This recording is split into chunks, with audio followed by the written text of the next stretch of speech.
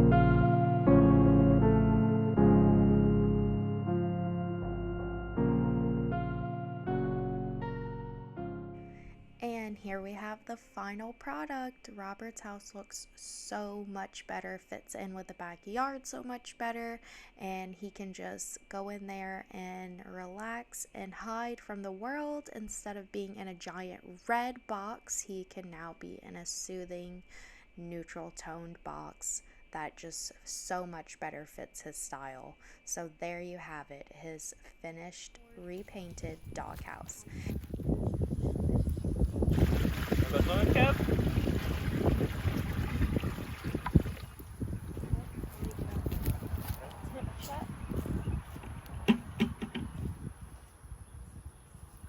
Oh yeah. Come on, Robert.